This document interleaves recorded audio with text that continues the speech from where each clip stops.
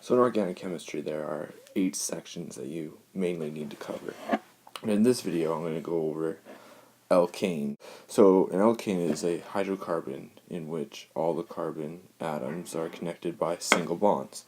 So for example, if we have CH4, excuse me, that is going to equal to our C is going to stay as 1. And then we're going to have our dashes, which come back, and then we're going to have our H bonds.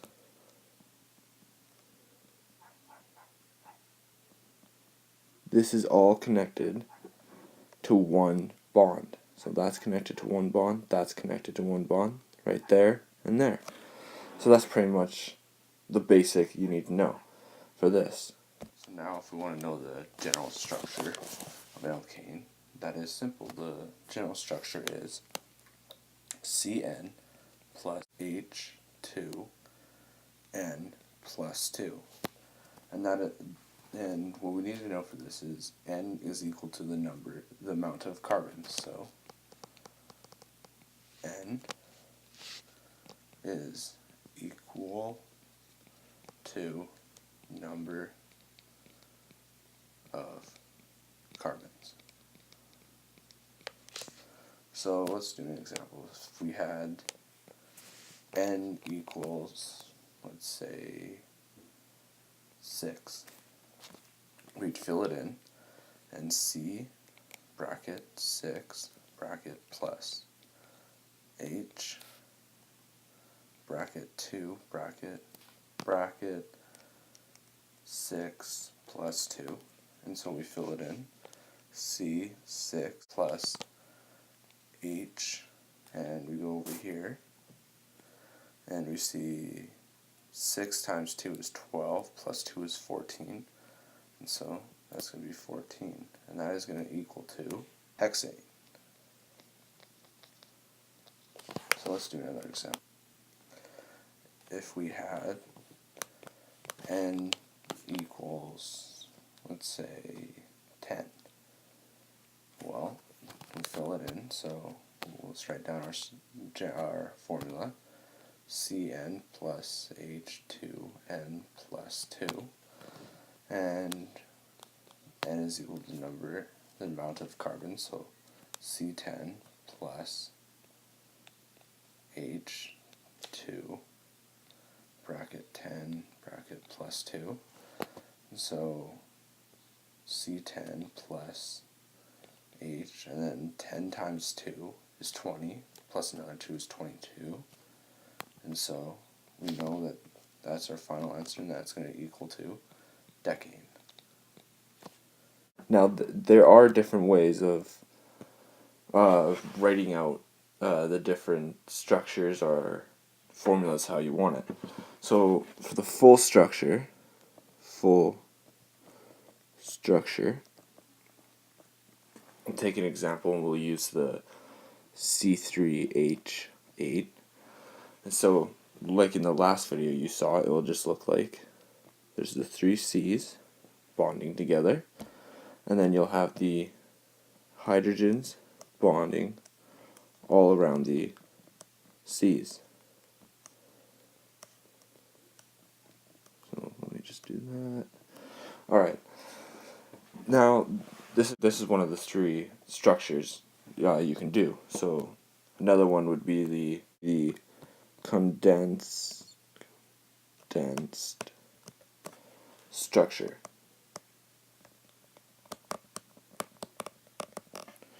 which is pretty much just writing CH3, CH2, and then our final one, which is CH3. So that way we have our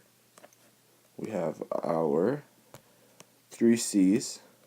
So there's your 3 C's, and then you have your 8 hydrogen bonds connecting. So that's 3 plus 2 plus another 3, which equals to 8.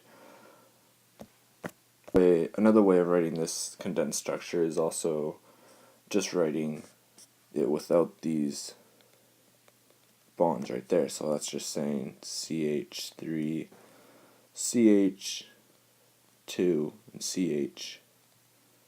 So this should be all review from the last video we saw.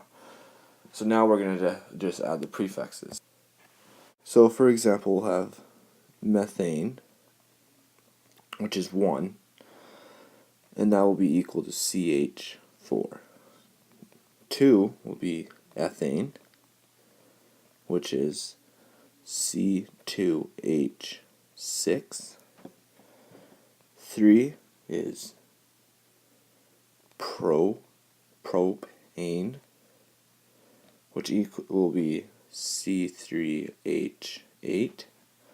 4 will be butane, which is C4H10. And then 5 will be pentane, which is C5H12. 6 is going to be hexane, which is C6H14. 7 is going to be heptane, which is going to be C7H16. 8 is going to be octane, which is C8H18. 9 is going to be nonane, which is C9H20. And last but not least, 10, which is decane, which is C10H22. Each C is going up by 1, and each hydrogen is going up by 2. So if you start out with methane, and you're trying to know what hexane, what it equals to, what its condensed structure is, or just what its condensed structure, you'll pretty much just keep on counting up. So you'll know that this prefix is equal to 6. So you can already write C6 down, and that's just your given number. And now when you want the 14, you count from 4 up by 2. So 4, 6, 8, 10, 12, 14 until you get to 6. So what that'll look like is H14. So there you go. So now if you're wondering where you get this ane part, that ane part comes from alkane. So you see at the end here, you have the ane, you have the prefix hex, which is equal to 6, and so you just write it like that, hexane. So now if we have our line angle diagram, we'll just say it looks like that, and we'll put our C's in for each end. So there's 1, 2, 3, 4, 5, 6, 7. So we know from our prefixes that we've written down that 7 is equal to hept. So hept, and the ane part comes from the alkane, just like before, how we said it. So we take that ane and put it at the end of hept, so it'll look like that. Well, it would look much neater, but it would look like this, heptane.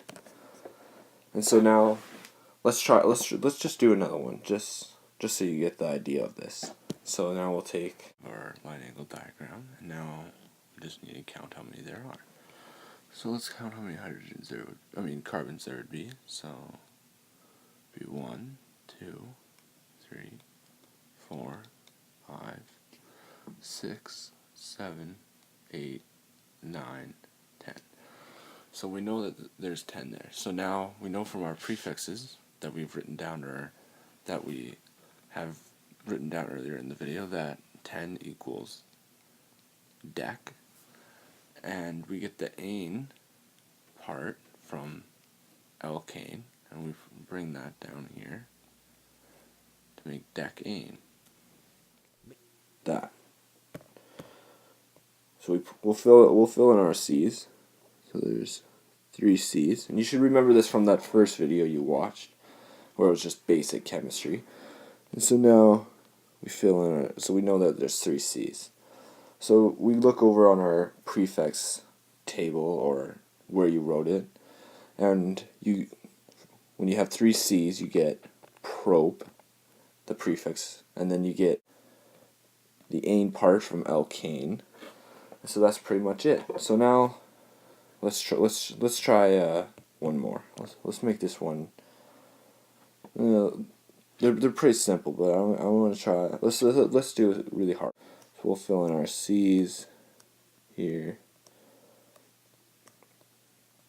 We have 1, 2, 3, 4, 5, 6, 7, 8, 9, 10.